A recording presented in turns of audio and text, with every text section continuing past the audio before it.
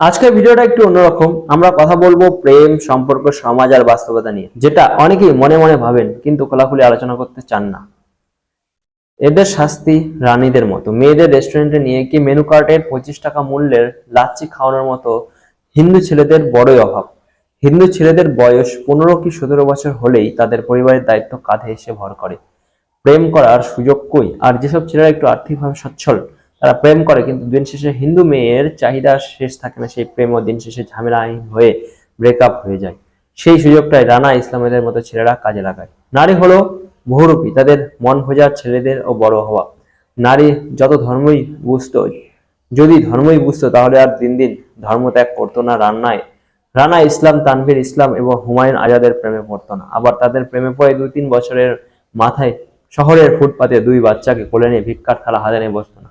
আবার দেশের বিভিন্ন পতিতালয়ে তাদের পেট বাঁচাতে দেখা যেত না, শুধুমাত্র ক্ষুধা নিবারণের জন্য। কিন্তু এখানে একটা গুরুত্বপূর্ণ প্রশ্ন আসে এখানে একটা গুরুত্বপূর্ণ প্রশ্ন কিন্তু এখানে একটা গুরুত্বপূর্ণ প্রশ্ন আসে, সমস্যা কি শুধু এক পক্ষের? অনেক সময় আমরা দেখি সম্পর্ক ভাঙলে একে অপরকে দোষ দেওয়া শুরু হয়। কেউ বলে মেয়েদের চাহিদা বেশি, কেউ বলে ছেলেরা দায়িত্ব নেয় না। কিন্তু সত্যিটা হলো, একটা সম্পর্ক টিকে থাকতে হলে দুজন মানুষকেই বোঝাপড়া, সম্মান এবং পরস্পরের প্রতি দায়বদ্ধতা দরকার।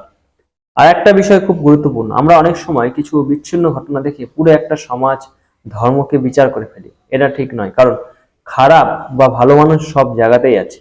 ভালোবাসা কখনো ধর্ম, জাত বা অর্থে মাপা যায় না, এটা নির্ভর করে মানুষের চরিত্র, মূল্যবোধ এবং সিদ্ধান্তের ওপর। আজকের দিনে সবচেয়ে বড় সমস্যা হলো সোশ্যাল মিডিয়া আমাদের অনেক সময় ভুল ধারণা দেয়। আমরা অন্যের জীবন দেখে নিজেদের জীবনের সঙ্গে তুলনা করি, আর সেখান থেকেই অসন্তোষ, ভুল সিদ্ধান্ত এবং ভাঙ্গন শুরু হয়। তাই কি করা উচিত? প্রথমত, নিজের জীবনকে বাস্তবভাবে বোঝা। দ্বিতীয়ত, সম্পর্কের আগে নিজেকে তৈরি করা, মানসিকভাবে এবং আর্থিকভাবে। তৃতীয়ত, কাউকে বিচার করার আগে থেকেই পুরো বিষয়টা বোঝা।